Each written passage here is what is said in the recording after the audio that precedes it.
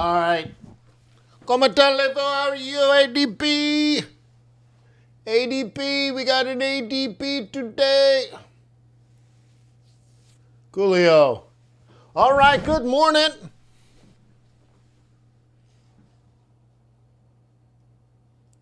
Hang on, I don't have chat. What did I do with the chat? How do I pop the chat on this other thing? I don't remember how to do it. All right, I don't have chat. All right, hang on. I gotta bring up the chat. Hang on. Almost there. Don't worry, we have a few more minutes before ADP comes out. YouTube.com/Forex.Today. And then I gotta click on go live. And then it's gonna show me what's already live. I'm almost there. That's where we are. All right, there we are. Good morning. Welcome to Forex.Today, the YouTube community of more than 2 million Forex traders. All right, that's not true. All right, but at least 20,000. That's pretty good. That's all right. Cool, that's pretty good. We gather here today to conduct technical and fundamental analysis. Why would you like to do both? Well, because trading is risky, not appropriate for everyone. Your past performance, good or bad, not necessarily indicative of future results. Please stay small, stay humble, focus on the long term, never risk money you cannot afford to lose. My name is Wayne. Nice to see you. Huh? Look okay? I got it? I don't know. It's very 80s.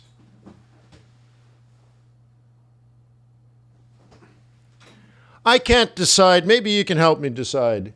Do I dress like Jerry Seinfeld or do I dress like Ellen? Ellen DeGeneres. Which one do... Which one? I'm not entirely sure. So anyways, we got ADP coming out. Well, with... is it going to be a big number? Everybody wants a small number. But we have GDP at 5.9. Like... Why would we have a small number? But everybody wants a small number. So anyways, I don't know. It's going to be interesting. Let me know. Right? We'll watch it together. We'll see what happens.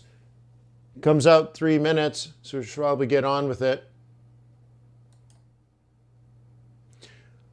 Do you like a broker that trades against you? Are you looking for a broker that trades against you? I don't like brokers that trade against me. That's why I work with tradersway.com. An ECN, and that means they take your trade and they place it directly into the interbanking system. They don't B-book you, they don't trade against you, they don't profit when you lose. That's what I like. That's me likey, that's how the Wayne do. Tradersway.com. Other services I'm associated with, investorbootcamp.com. Tradeplans.ai, quantbox.co, tiny euro, no, actually that's just a link to my book that shortens it, fxbootcamp.com, okay, and some other things that I have going on in the background. Ooh la. So, if you need access to these resources, many of them are free or super cheap. All you need to do is look in the description below the video and the links are there. And no, they're not like affiliate links or something. Okay, yeah. But think about it, like why would Traders Way care that you have education?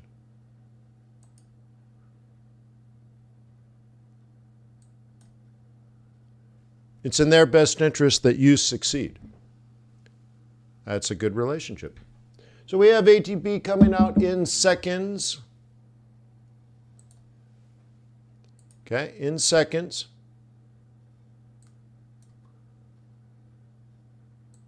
Let's get the data. Hang on. Let's get the data. It's rolling, rolling, rolling. It's coming, baby. ADP's on its way. What do you think? It's going to be 100? I think it's going to be $1.50. What do you think? I think it's going to be higher. No, 103. It's 103. 103. That's such good news. Oh, it's what the markets want. Shut the back door. That's nuts. That's too good. Why is it so low? So stock market's going to go up. We're going to lean on the risk on this morning. Probably look for dollar weakness. Ooh la la. Really? 103. That is low, and low is good. Interesting. Interesting. We're combining yesterday's target with today's target. So we're on our way to 4,600. Wowzer. Interesting. Take a look at, so we're on the commodities. I guess we got to go over to, I guess let's quickly look at the U.S. stock market. All three should be up today on that news. So SP 500, we already have to 46. We got 36,000 on Diggity Dow. And are we going to break 16,000 on NASI? It's hard to see. Let me go smaller time frame. Probably, yeah, actually we might just tickle 16,000. So some key numbers here across the board. Very interesting. And notice too, the plausible change in direction. Okay, plausible change of direction where we had, this is the buy zone, there's the sell zone. And I was showing this in the trading groups yesterday. This buyers buy low, sellers sell high, and I'm showing the buys and the sells. And it looks like buyers might win, and then maybe, just maybe, we kick north here today to 16K. All right, cool. So if that is what indeed happens, we're going to look at selling the U.S. Am I going too fast, by the way? Am I going too fast? I'm going to look at selling the buck. So Kiwi buck up. Okay, Kiwi buck up.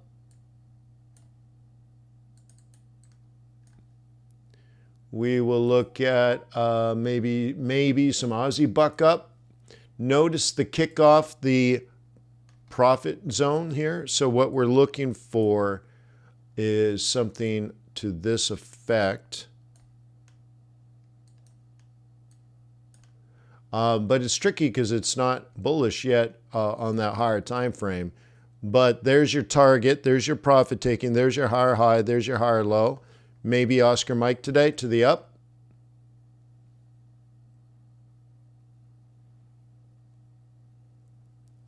Okay, what about euro?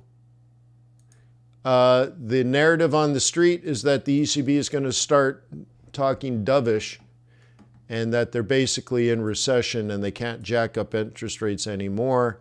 And at some point, they'll actually have to do the reverse to save Germany.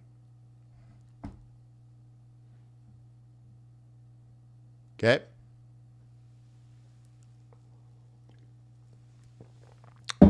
So that would be down.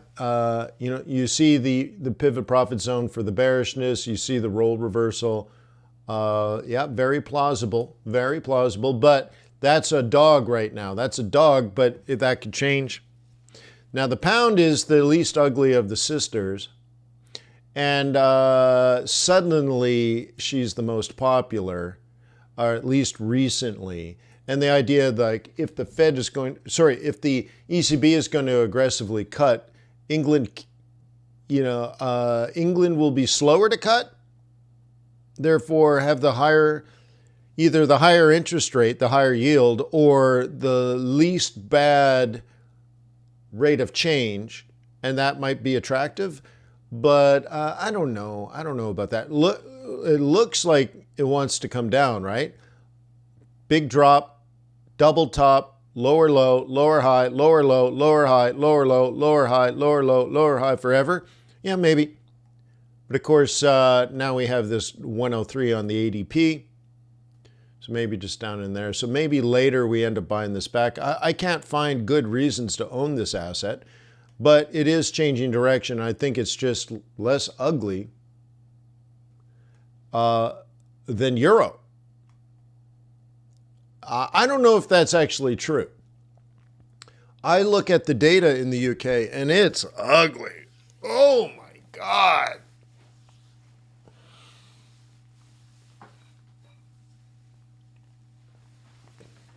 Mr. Wright cares about the Canadian dollar. Okay. Yeah. Yeah. Yeah. That makes sense. All right. Hang on. I lost the page I had open. All right. There we go.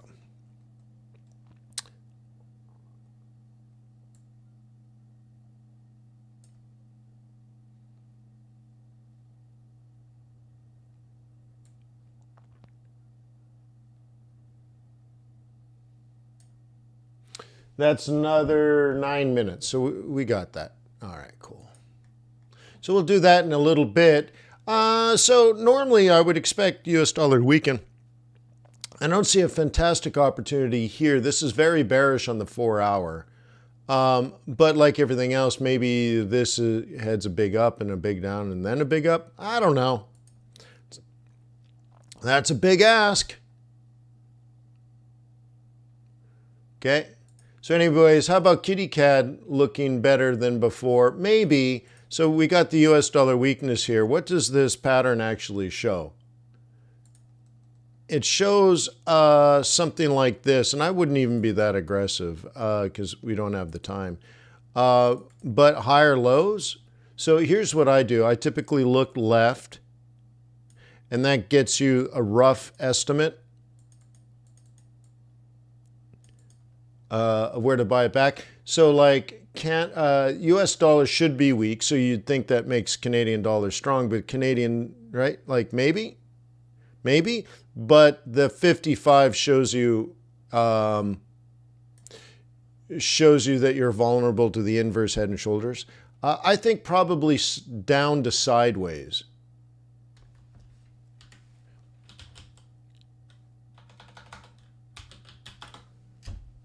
What do you think? Yeah. Hey, have you clicked the thumbs up button yet?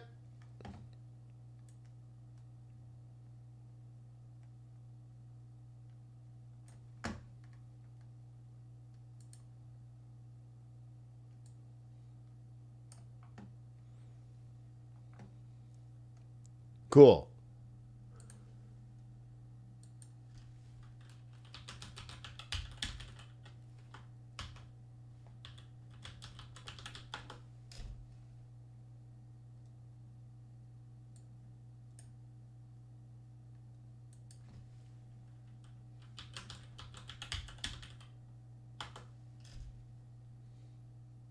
Cool.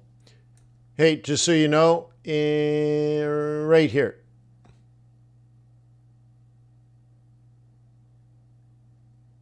Is the next video. Look, so what do you think? Jerry Seinfeld or Ellen DeGeneres? Who's my fashion inspiration?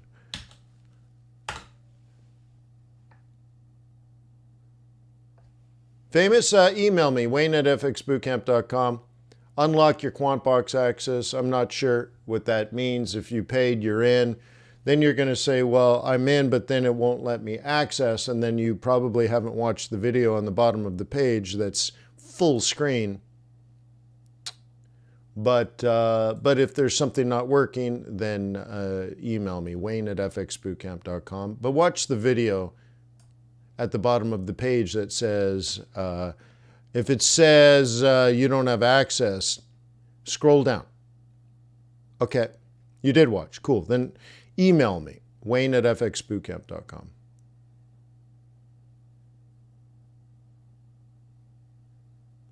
But use Google Chrome. 99.9% of the time, you're either not using Google Chrome or you're using Google Chrome but logged into some other profile that you didn't use to register. And people are like, wait, browsers have multiple profiles? Uh-huh. Or they're like, but I use ad blockers. You're going to have to turn the ad blockers off, right? So, let's deal with that because QuantBox isn't broken. So something, so it'd be pretty strange. If you're blocked, the most common thing is your credit card didn't go through and you're blocked that way. But that doesn't even make sense. If you can get into quantbox.co and you log in, it works. It works. There'd be a pretty small chance that it's QuantBox not working. But I'll check it out if you've tried all that other stuff.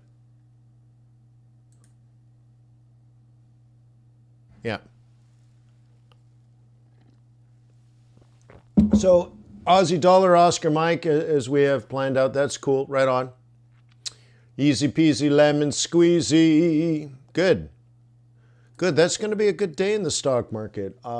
Nice. I guess that's okay. So are you guys going to buy some NASI? Are you going to rotate back into what, Apple or Nvidia or something? What are you going to do?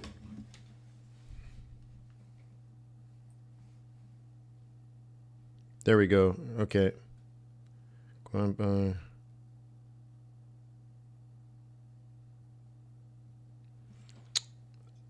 Okay. What Gmail famous? Email me the Gmail you use to register QuantBox. Saves me time.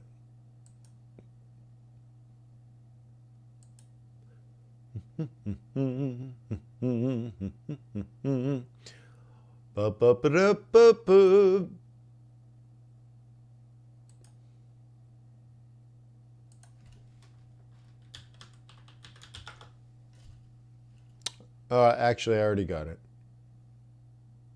Cool. I already got it. And car.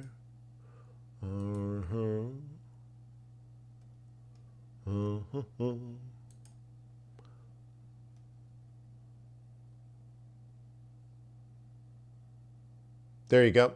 Your payment didn't go through.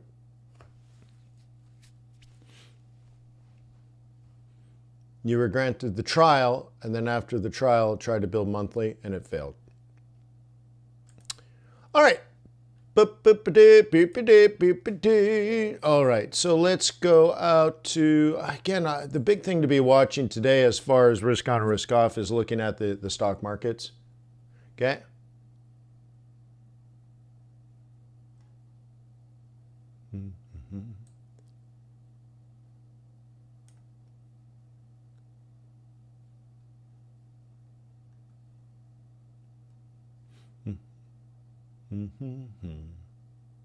Boo boo doo boo boo boo doo doo boo boo boo boo boo boo boo boo. Riding that 21, just lovely, huh?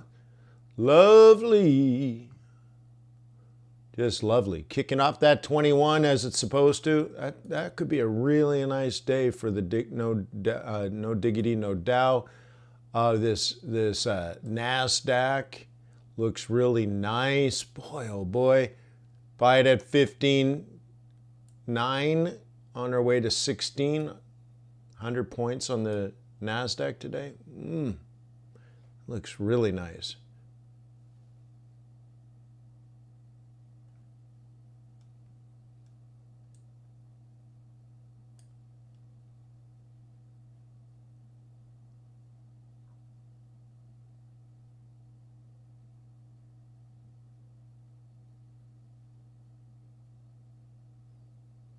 Yeah, well, you got to you have to start with the flow of capital. So Mr. Wright says, I prefer Kiwi dollar and Aussie dollar. Yeah, but you need to assess market sentiment before you can really throw those trades down. So like if these collapse and drop down today, then your Aussie dollar and your Kiwi dollar is going to fall. So you need to understand the sentiment first, and that's why I look at those markets Okay, Mr. Wright? They're all related. Now, pound is not good in the moment, but may be in the future. Okay? USD yen, not good. Now you're like, but dollar's weak. Yeah, but I don't want strong yen as well. And we're tickling the 147, so that might be a place of holding. And, oh, I guess the CAD news is out. What's the deal? Anybody got the deal? Where is it?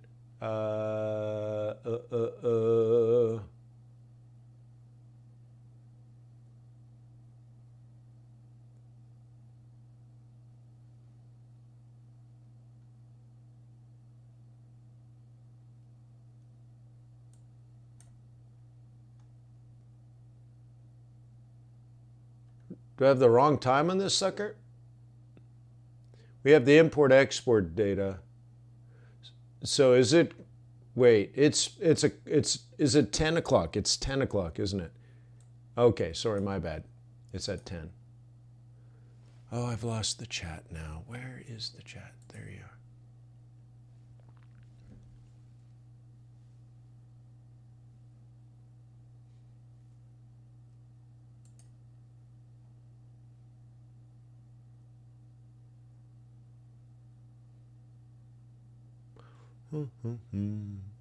Let's take a look at how things are shaping up on the short run.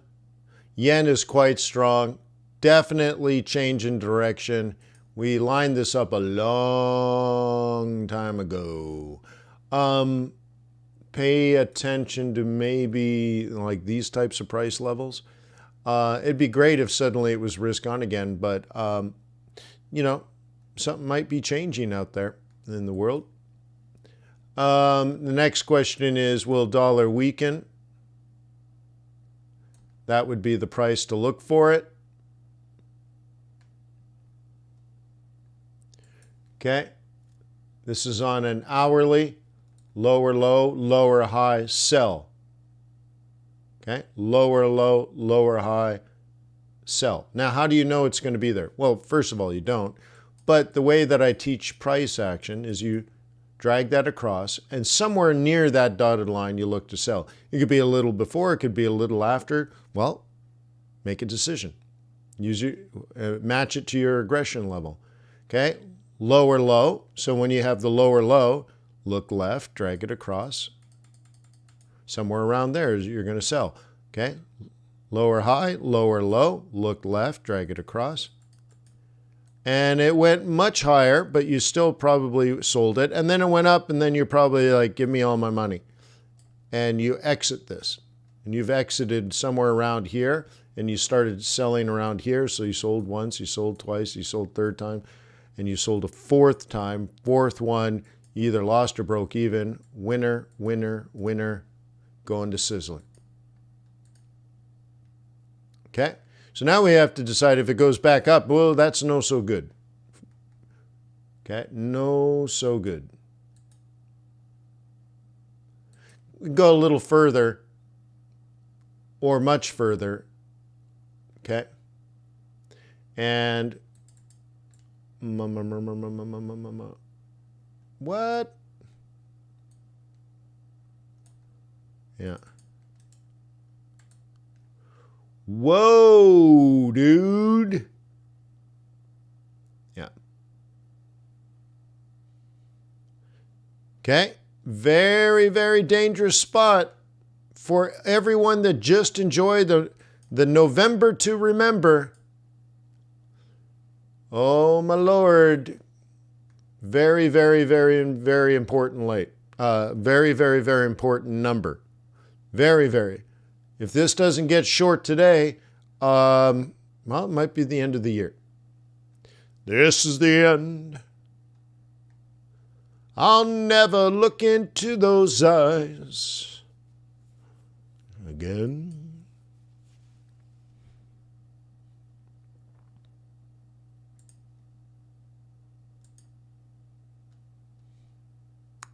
Let's see the price action on Goldilocks.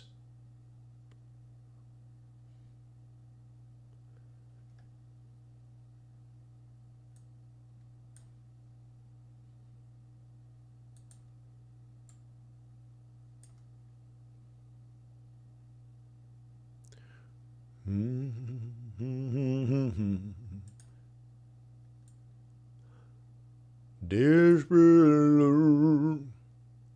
this is a high volatility event driven strategy.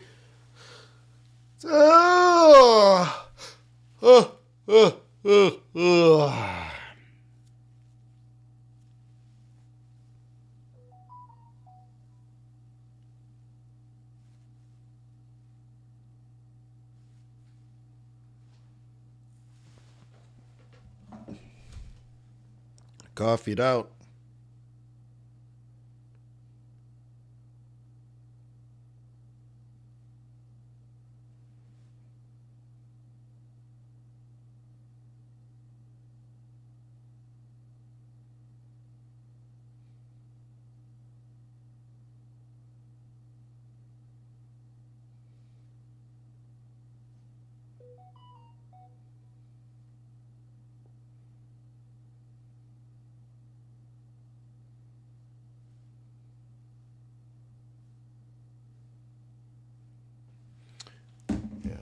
Anyways.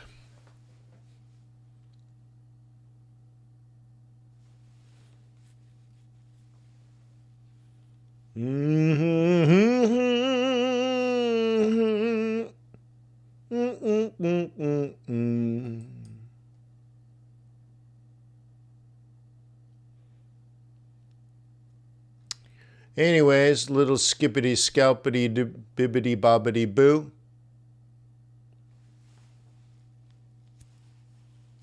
Bibbidi bobbidi boo.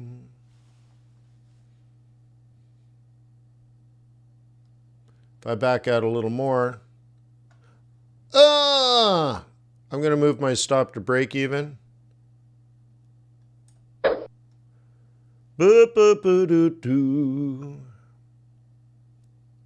Nice.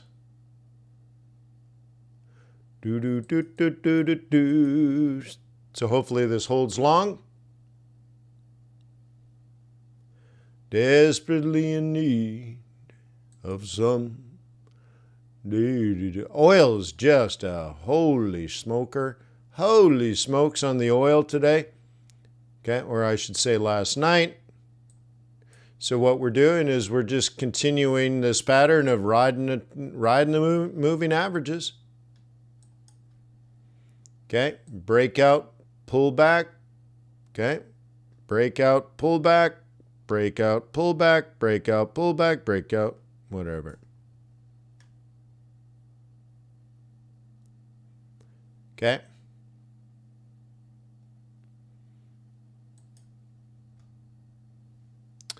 All the way down, there's a long ways down.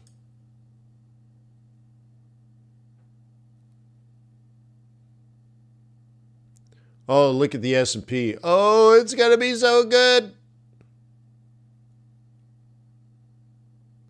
Look at that. We've already hit that first conservative target. Remember, we said 4,600. Well, it hit the first one. Look at, it's even labeled on my chart. Oops. Profit target conservative. Look at that. We couldn't even get 1 point above. Instant retracement. Yeah. Interesting. Interesting. All right, so I wonder if it can maintain up to 46. So have you planned it? Are you going to buy NASDAQ? Are you going to do it? What are you guys going to do? What's your plan? Goldilocks trying to head north. Nice. I want to go back to NASI because it's a nice little leading indicator. Oh, my Lord. Boom, boom, boom. Trying to make a higher high. Trying to make a higher high. Very cool. Look at that. Just in the last 10 minutes, I've already drawn all this for you before that move. How nice is that? Okay, now we got to find, is it going to hold support? Okay, there's that support. And then I would basically say this support. Okay, I'll drag it up a little bit. Let's use this. We'll use that. All right, there we go. Well, but with the better news, you might have a rotation back into NASDAQ. So, let's do some quick research. Microsoft stock price.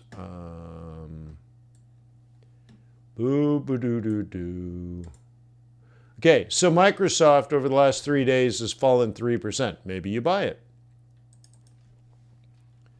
Okay, then you do, yeah, we can do Apple. Why not? Okay, Apple's back up. We had this big rally on the Foxconn news, so that, okay, that's, you're too late on that. NVIDIA. Okay. NVIDIA is down 4%. Maybe it's a buy today.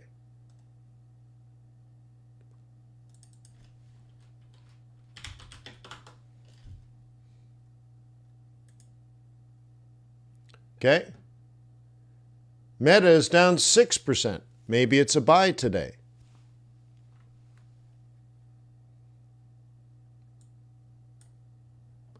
And you can see someone's already thinking like the Wayne. Yes, of course, Richard. Yes.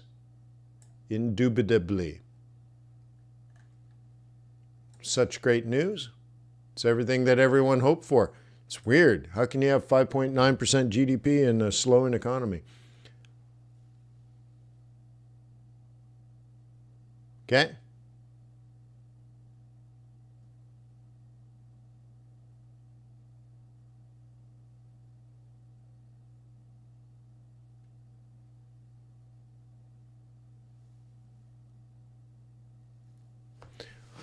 I think it's a bit late in the game, and I don't know if I believe the story, but it's the trade of the day.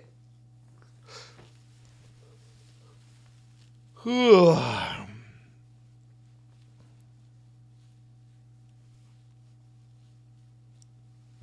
man, my eyes are all bloodshot and my teary-eyed. It's not even 9 o'clock in the morning and I'm exhausted. What a life we lead, huh? Isn't it cool being us?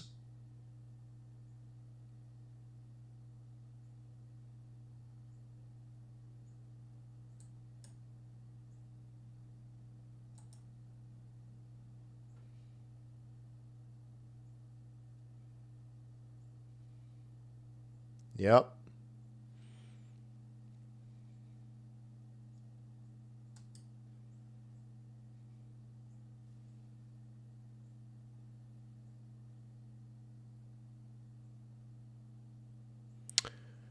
I left my watch upstairs and I feel nay-nay. What kind of watch today? Rolex? Panerai? Omega? What kind of day does it feel like? Bibiliquin?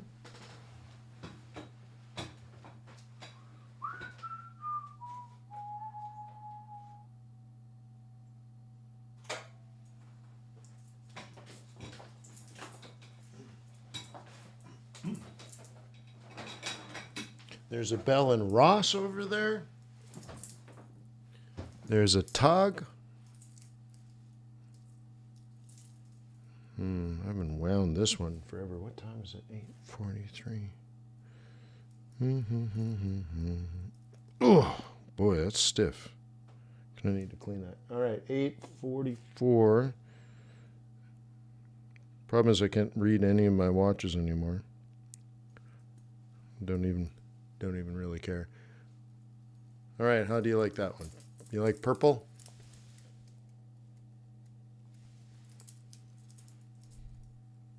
Anybody a watch guy? Boo boo boo doo doo. Any watch gals? Look at that. You like that? That's a nice one. Ooh, I like the color. Oh, you can't quite see it. It won't focus it. Is it focused? No. maybe this way. How do you get it to focus? I can't. I won't do it. Anyways, it's got the prettiest like metallic purple. Oh, there we go. It's pretty good. It's a cool purple. And my sweater is kind of purplishly blue. It almost matches.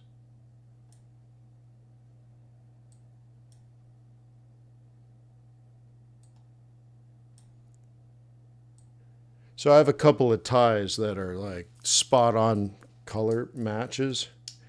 So when you got a blue suit on and a crisp white shirt and you got a purple tie and your Rolex is the exact same purple, it stands out. Like it catches your eye more and you're like, what is that?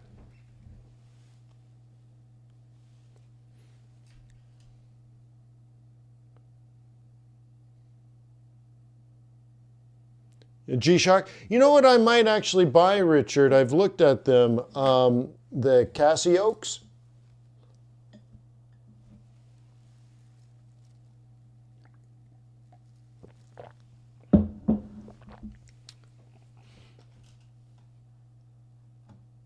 I've looked at a few hundred of them actually, and I haven't quite found the right color combination, but it's cool. It looks like a Royal Oak, but it's as strong as a G-Shock.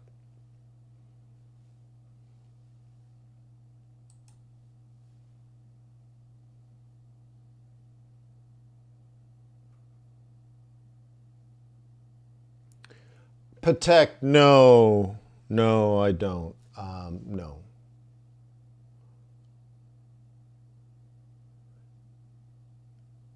Yeah. Oh, you have a Tug?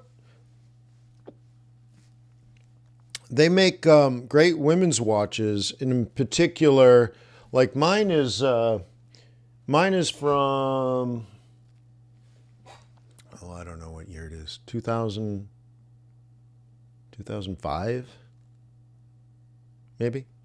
And back then, you didn't have 40 millimeter or 44 millimeter watches for men's. Men's watches were quite a bit smaller. And so I think mine is a 38, which now is small for a man's watch. And so anyway, so now a woman can buy a woman's watch, which are small, probably 35, 36 millimeters. But then you could buy, like, my watch would look wonderful on a woman, and because it's smaller than a men's, but it's bigger than a woman, so it's sort of like it's got that level of boldness without being weird, you know? Oh yeah. Yeah, but they're nice watches, right? They're good. Yeah, mine has it's like a cream face. But like I'll show you the difference. You guys want to do a little watch? All the trades are already done, right? I'll show you the difference of watches over the years.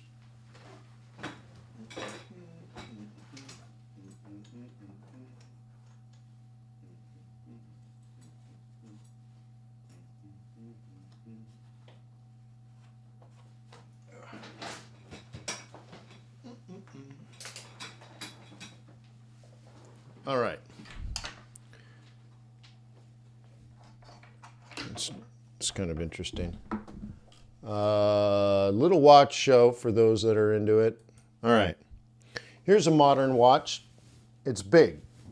That's probably 44 millimeters. Okay? That's big compared to my wrist. So it's giant. Okay? Cool.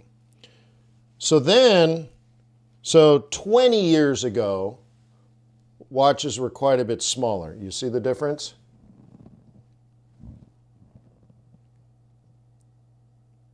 Okay? Much smaller. So imagine how small the next one is. I'll keep this one up. Then in the 1960s, here's a Man's Omega. Very rare watch. Very, very rare. Very cool. Look at the crystal on it. It's incredible. Designed by the Queen of England's jewelry designer. Yeah, so it's shaped like an emerald on purpose. But look how small it is. Now we go back to like a modern watch. Right? Look at. Okay, British watch, French watch. Tiny. Big difference, huh? But now a woman could wear this and it would look perfectly normal. A woman could wear this and it would be bold. It'd be big for a woman, but not giant. It wouldn't look stupid. Both with that, you know, cool face. Cool faces. Look how beautiful and elegant the Omega is. I don't have the right camera to focus on it, right? Too bad. But look at that crystal. It's ridiculous. Look at the size of the crystal. It's ridiculous. There it is. Look at that. Very, very, very rare Omega. Look at the band. The band is like 50 years old.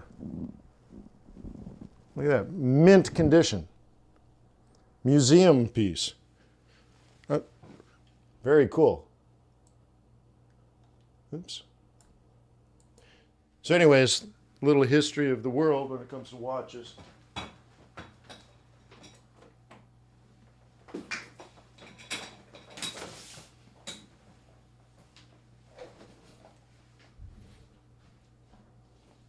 Louis says, sky's the limit on Biddy. Yeah, it's now something different than it originally was. Oops, I didn't put the Bell and Ross.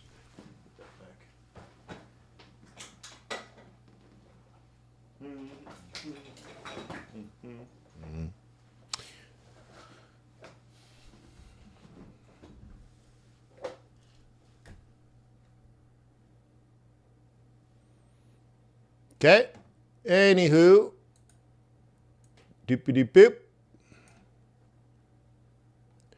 Be great if we had an update. I don't know if it's enough for Santa Claus rally. It's too early for the Santa Claus rally. We're still in profit taking. So like, because of seasonality, profit taking. The next 2 weeks are supposed to be profit taking weeks.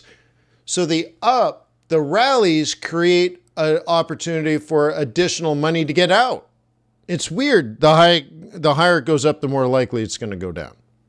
Don't forget, and retail traders often do, institutional investors buy at the bottom and they sell at the top. Retail buys high and hope it goes higher.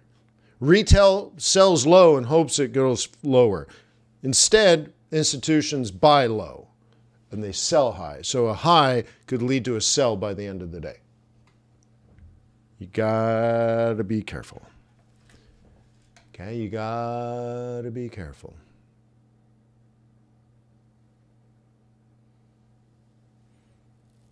Got to know. So anyway, yeah, the big up and the pullback, we'll see if we can breach through here. Already conservative target, as already mentioned.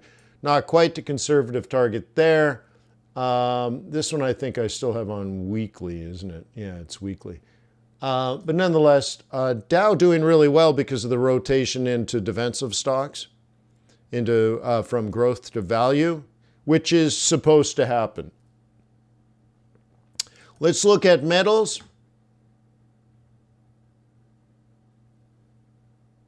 Platinum. Okay, not really a good trend. Okay, closer to the lower bounds. Okay, an extremely strange time frame. So let me refresh and make sure. Yeah, okay, that makes sense. Okay, so we refresh here, and what's the trade plan? Well, the trade plan is if you're a bear, and this is out of the training course, this price here gets you to the green zone. So it's happened. So if this were to continue, I would look left and think you could have, we've had some up, and now you'd start rotating around 915 down to the next level. That would be a swing trade short. It typically doesn't happen on a Wednesday. Thursdays are better, but whatever. Okay, whatever. Plan it out. Palladium. Okay, we're back at this resistance. Okay, this high. Okay, this elevation predicts this target. So there's one or two more downs before we hit target. So you'd look at this like this way is what you're planning for, I think. So when you're in a situation like this, we call this OOP. And you look at it this way. You ride the 4-hour 21. This is actually in a training course. So when I tell a boot camper this is OOP, they automatically think 4H21CPP.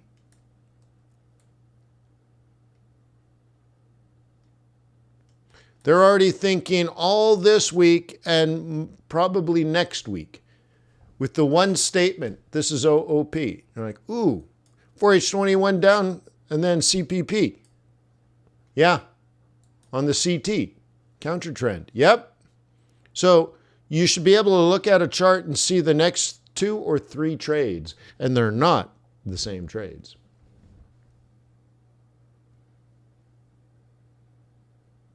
That in of itself should be worth $88.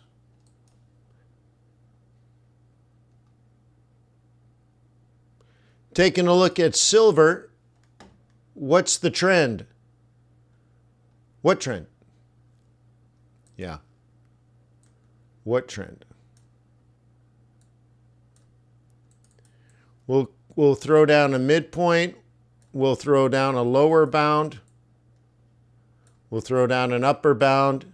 And then, of course, there's the fake outs and breakouts and all that. Not much of a trend, huh?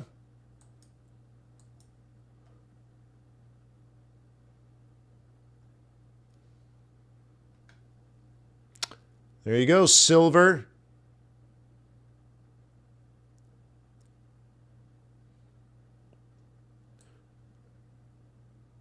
And then gold, let's do gold again.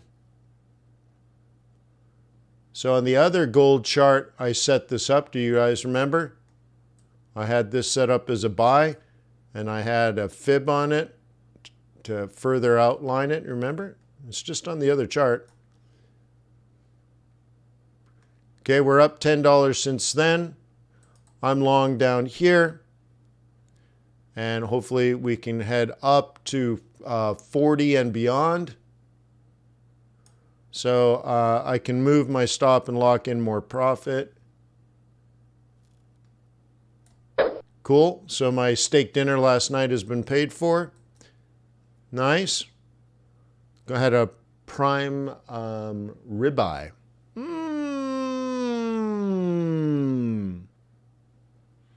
Nice. Paid for. I tried to trick the waiter. I tested his knowledge. I ordered the Malbec, and he came back and he's like, "What do you think of the Malbec?" And I'm like, "It's horrible. It tastes like Merlot."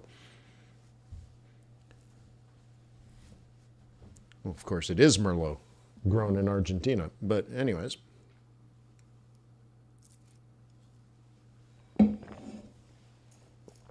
He didn't get it. All right, so anyways, Oscar Mike, Oscar Mike, Oscar Mike, everything's good over here. It's coming into 9 o'clock.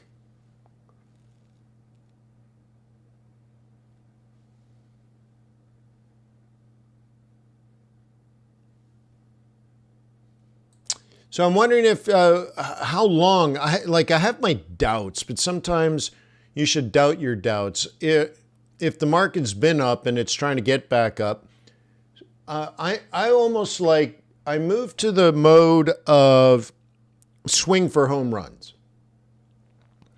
If the market's been up, and of course it's now called the November to remember. So if you can get long after a long period, you don't know. We can stay in this irrational exuberance for a very long time. You don't know. Now, seasonally, it's time to take profit, and various other factors would say it's too good to be true. But sometimes too good to be true is true. So what you do is in a risk-on day like this, take a shot. Don't risk much. Be prepared to be wrong. Don't go for home runs in the sense that you bet big. No. But bet on the trend and jam your stop fairly quickly and then let it run big. Let it run big. Let it run. I'll give you an example. I bought Apple at $6 per share. How long did I hold it? How long did I hold that position? 30 years.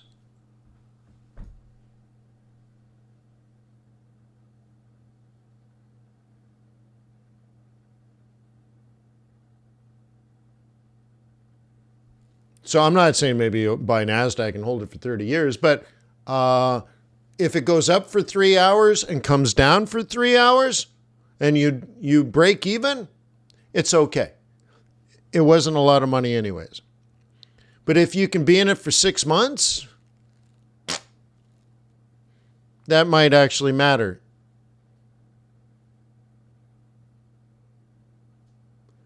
Okay?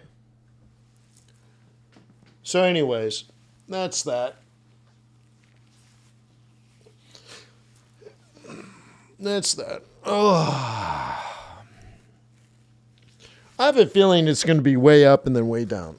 That's what I think, but I don't know. I could be wrong. Sorry, I'm just exhausted.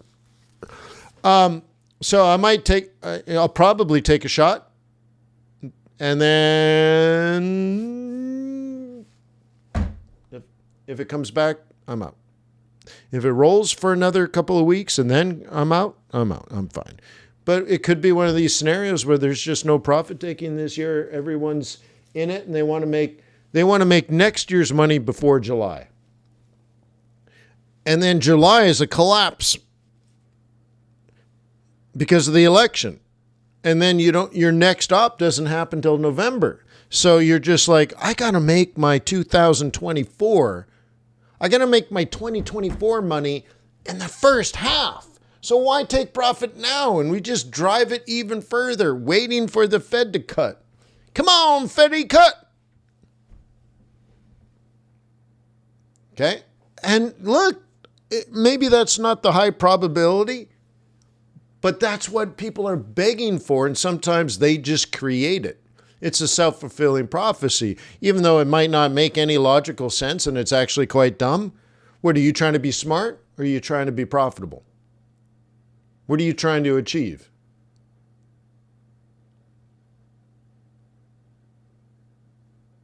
So sometimes you got to do just simply what the market is doing, and we might be in a scenario like that. I don't know.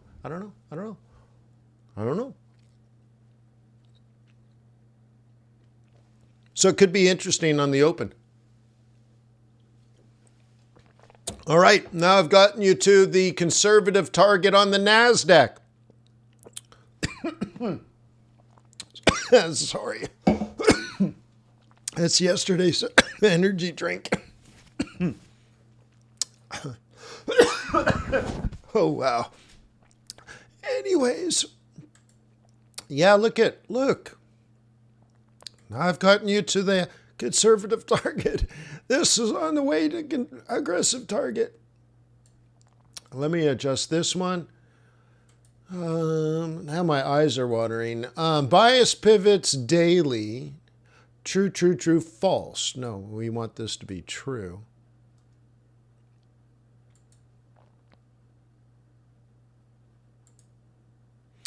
And Dow has hit the conservative target. Next level is 36,282. You guys loving it? You click thumbs up, right? You gave the likey.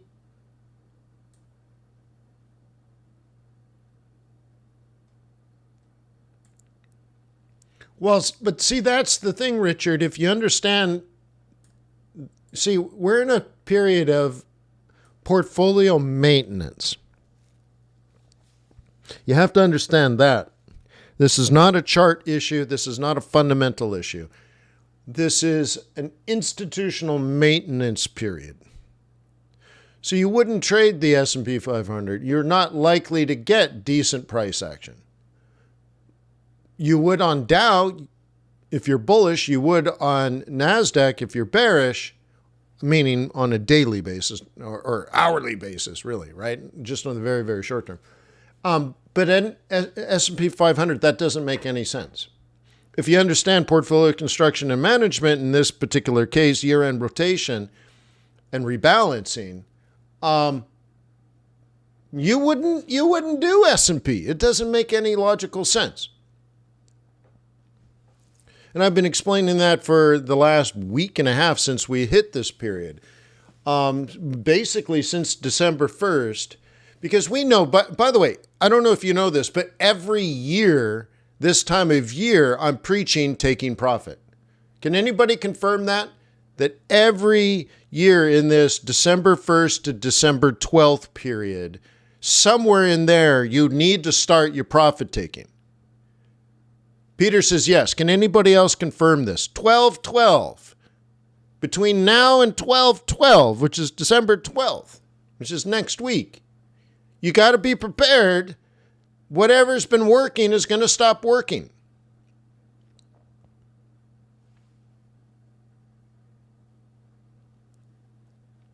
And this is what's happening. So what do you do, though, if you're not a Forex trader? What do you do if you have a multi-billion-dollar hedge fund that's heavily exposed to equities?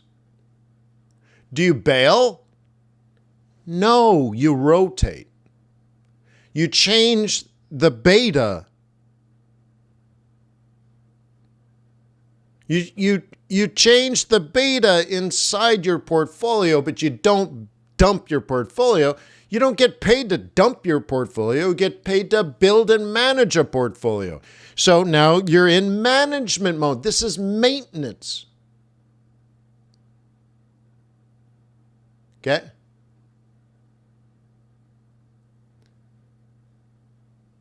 Okay? Cool.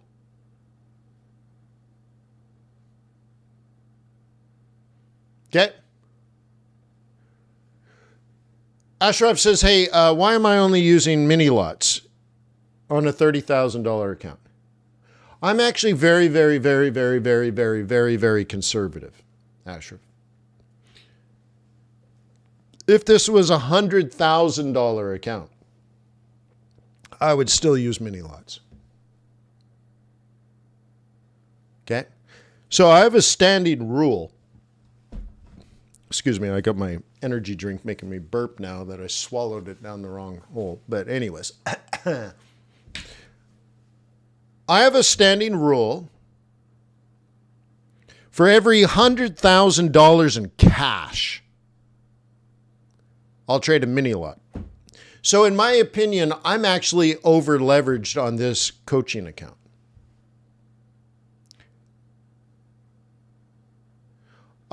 I could drop this down to not 0.1, but 0.033. Diversified? Yeah. And I'm a long-term macro trader. Like, I don't need to make a lot of money today.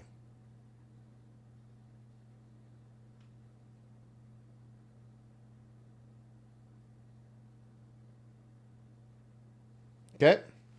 That's not my goal. I will make a lot of money in the long run.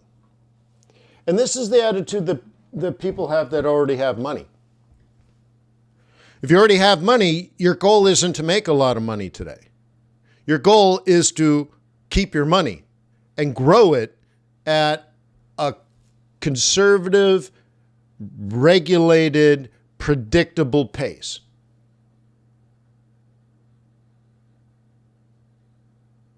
Okay?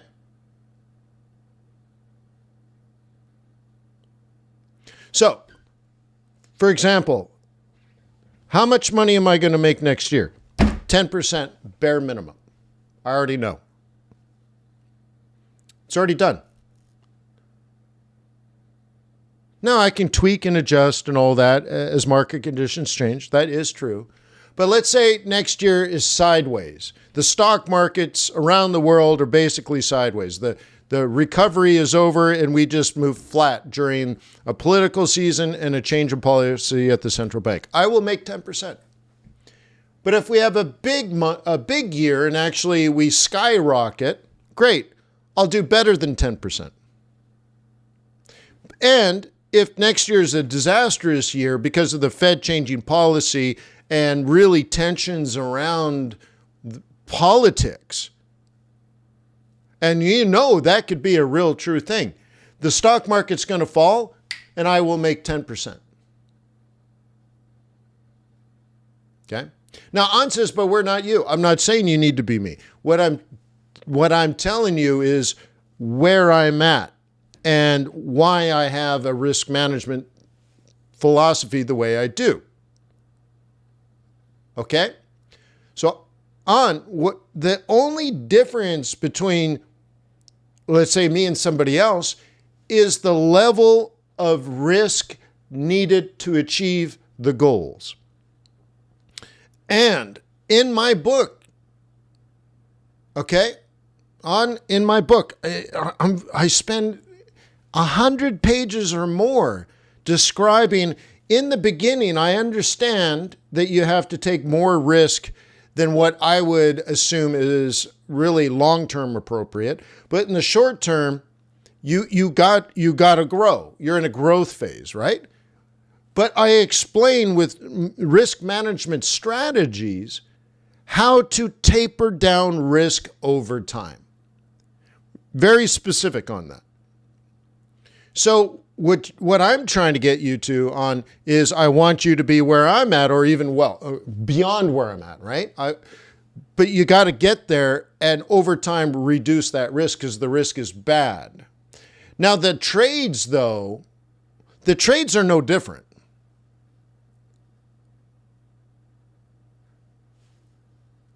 Okay? It's a management issue. Okay? And so that's all it is. But you must, over time, the more money you get, the less risk you should take. Think of it this way. Only someone broke will risk it all to get rich. A rich person doesn't need to do that. They're already rich. Now, the next thing is, how do you get rich? Quickly? No, that's foolish. It's just foolish. Rich should be a form of value. You want to increase the valuation of your company. Do you have a sustainable business model? Degenerate gambling is not a sustainable business model. So, like in my book again, I show you bust out an Excel spreadsheet and you do pro forma cash flow statements month by month, 3 years in advance. And if you do that, you see how little importance having big risk is. In fact, you see how big risk destroys. Right? Big risk destroys the business model. So if you actually do the pro forma cash flow statements 3 years in advance, then you realize staying small, staying humble, focused on simply trading well with well thought out, well planned trades and having the confidence to let those run, and you do the math of it, you realize every single day over the next 3 years is irrelevant. You're focused on the aggregate. You never have a disastrous day. You never have a disastrous week. You never have a disastrous month. Why?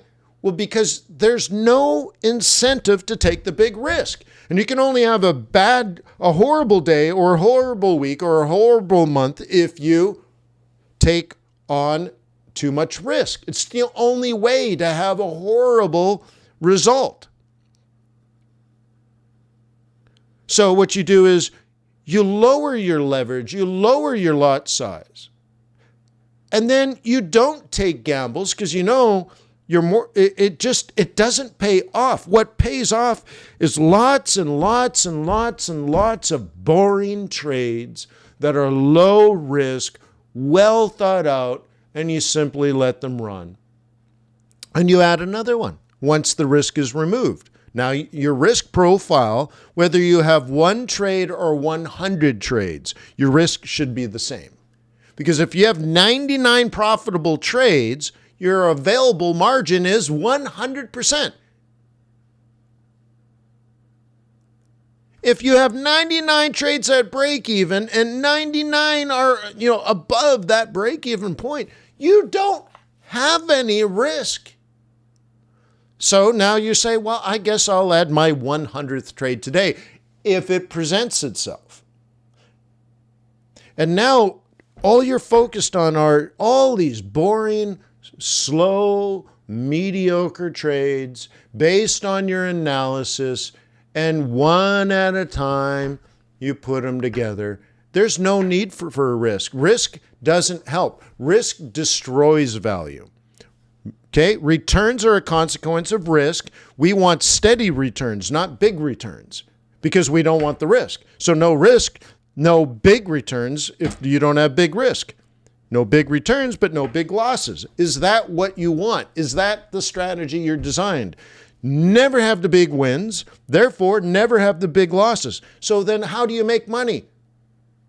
Slow, well thought out, well planned trades that are low risk and based on your analysis. You're thinking tomorrow, next week, next month, next quarter, next year. You're not responding to a spike off of ADP. This is all, silliness. The volatility is small time. Talk to any institutional investor. Talk to any institutional investor. Any one of them. And they'll tell you volatility is bad. So then why do retail traders want the volatility? They want the spike because they're trying to get rich quick. Why? Because they ain't got no money. That's why. You got to break that cycle and say, no, you can't think that way. Even if you only have $1,000 in your account, what you should do is pretend it's $1 million. And trade it like it's $1 million for 5 years. Treat it like it's $1 million. Treat it like it's a huge sum of money. Because one day you want somebody to trust you with their $1 million. And you say, I know how to manage $1 million, and treat it like it's the most precious thing in the world, somebody's future. And you can do it. And you have a track record of success treating your $1,000 account like $1 million. Well, one day someone might actually trust you with their $1 million.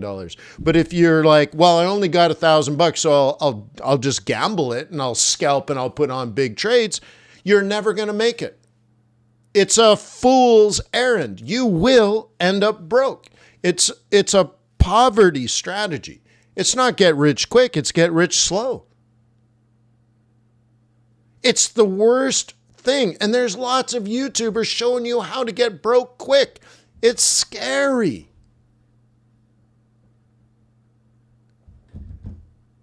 Just ask them, do you have a 4-year degree in macroeconomics or finance? No.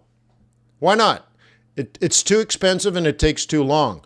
Thumbs down. Goodbye. Not interested. It shows the degenerate gambler side. They want to coach you on trading, but they don't have the money or the time to focus on education. They just want to get rich quick. It's terrible.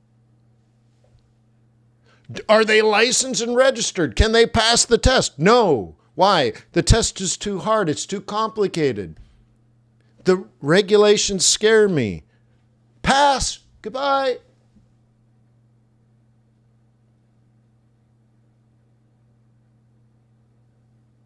So be careful who you take advice from. For 20 years, I've done a daily video on YouTube. There's not many YouTube gurus that have been able to do that. Why? They haven't been trading for 20 years. They don't have the education. They don't have the experience. They don't even have the money.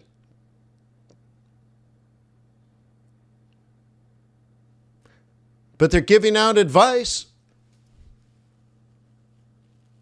Okay? They want to teach you how to become a millionaire, but they lease their car and they rent their house.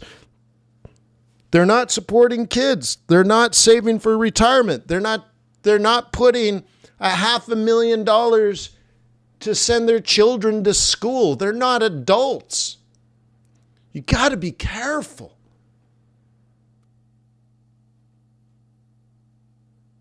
Where's the level of responsibility? Where's the track record of responsibility? That's what you should be asking these gurus.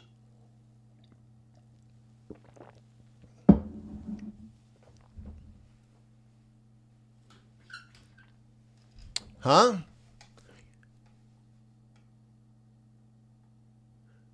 Yeah, an adult is not trying to get rich quick. They're worried about their responsibilities. Without the responsibilities, you might not be an adult. You might be 40, but you might be a kid. You're like, I need to protect my capital and I need to grow my capital because I'm going to be too old to work one day and I need to have a lot of money saved and it must grow faster than inflation, but I can't take the risk. I can't take the loss of having no money when I'm old. I can't gamble it. I must be conservative. That's an adult thought process. An adult will say, okay, I just had a baby. In 20 years, it's going to want to go to college. It's going to cost $250,000. My children had a passport within 1 week of being born, and my children had a college savings fund within 1 day of being born. And I am not joking. My child, one of my children, is 17 years old and he has a Roth IRA. My young child at 17 is more adult than my father. I can't believe it. Okay? He's going to be guaranteed a millionaire. Do you know how much that costs? If you want $5 million when you're 70 and you're 17, it costs $500 a month. And my son is already doing that. He will have $5.5 million just on that one little Roth account. It's nothing. He'll still have a 401k. He'll still go out and get a job when he's an adult after having a college degree, which is going to cost me $250,000. But he'll go out and he'll probably make $400,000 a year. Sweet. Great. And then he'll get his first apartment because you can actually take money out of a Roth IRA and buy an apartment with it. It's okay. There's certain limitations, but you can. So then suddenly he'll be the first of all his buddies to own an apartment. And I said, get roommates. They'll help you pay the mortgage. And he's like, that's sweet. So we're already thinking 5-6 years ahead. And he'll have a good job and the employer will contribute to the 401k with free money. which will compound. So he'll have in a Roth IRA, he'll have $5.5 million. Then he'll have a 401k, which will probably be another $5.5 million. Plus he'll own real estate for his whole entire life. Let's just call that $5 million. My son, thinking 50 years in advance, will probably have $15 to $20 million just by saving and investing properly. So, would you like $5 million? All you needed to do is open up a Roth IRA and save $500 a month at the age of 17, like my son. Boom. Now, why is it that people don't do it? A, they don't know. And B, they got to get rich faster than that. Why? Why? It's almost guaranteed. It's amazing. Well, my son has to work. He has to make at least $500 a month, but then he can't spend any of it. He can't spend any of that money for 50-something years. So he has to defer his pleasure, which also means he has to work, which is pain. We all have had a job. It's pain. He has to go and work hours and hours and hours and hours and hours and hours every week, hours and hours, and give up nights and weekends and all this kind of stuff and save the $500. That's the maximum you can do on a Roth IRA. Look, I just taught you how to be a multi-millionaire. What's the problem? It's straightforward. Money is straightforward. To go back what I was saying, the other way is to how do you get $5 million quickly if you only got $500 a month? $6,000 a year you can contribute to Forex. Gamble it all?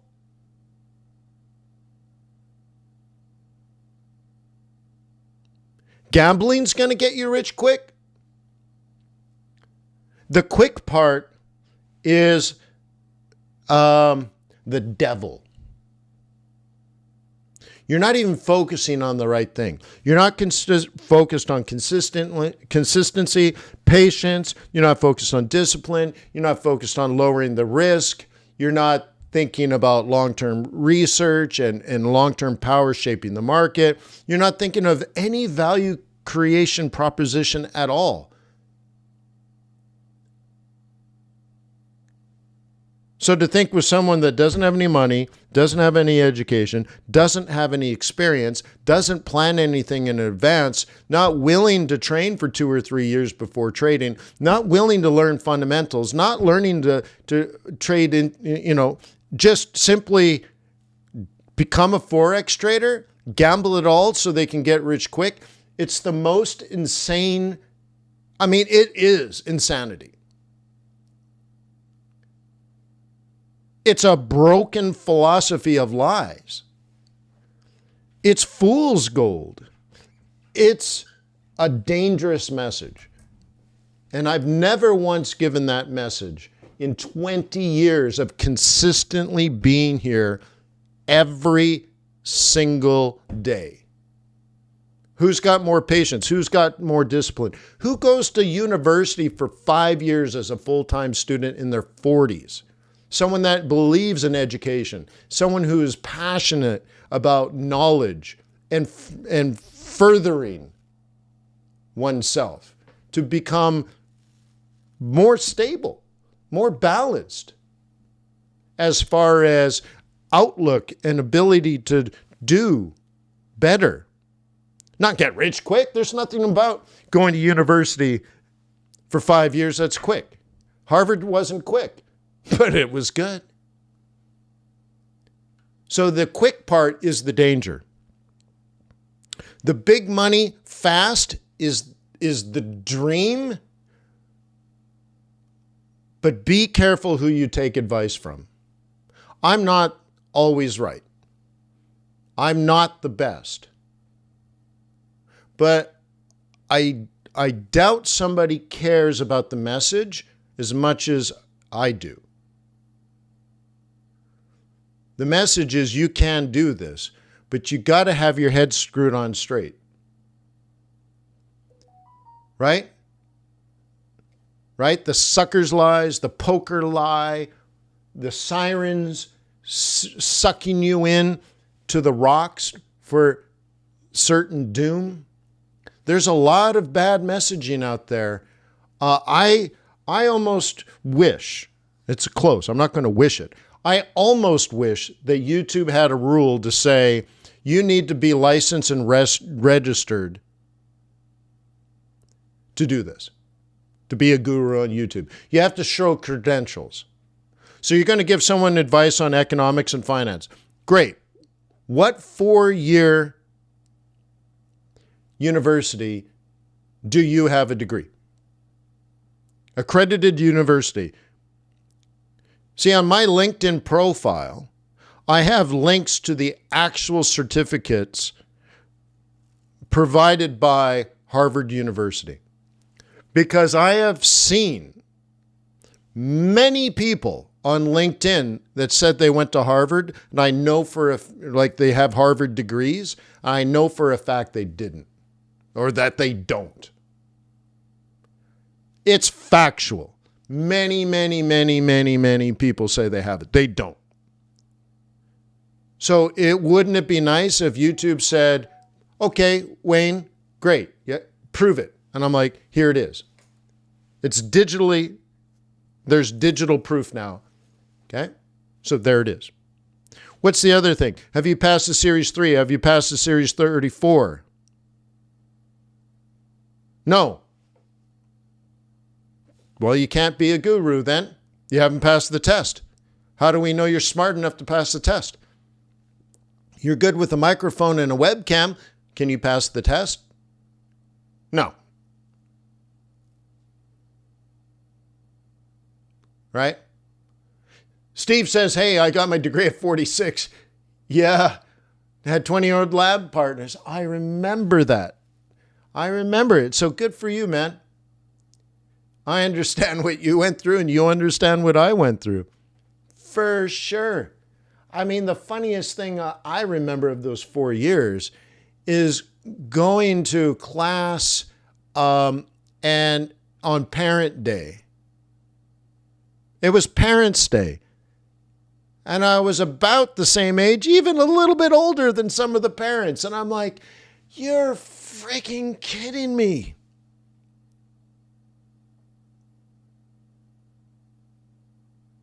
On says, you reminded me of the lawyer faking going to Harvard. What about the congressman or senator that just got kicked out? Because he said he went to Harvard. No one ever checked. Nobody. The election committee, voters, ethics committee, like no one at Harvard said, hey, you know what? This Rick DeSantis guy, he didn't go to our school. He doesn't have a degree. Like nobody. The media, the press, aren't they supposed to be the ones that check? I'm like, it's insane. Everybody wants to go to Harvard.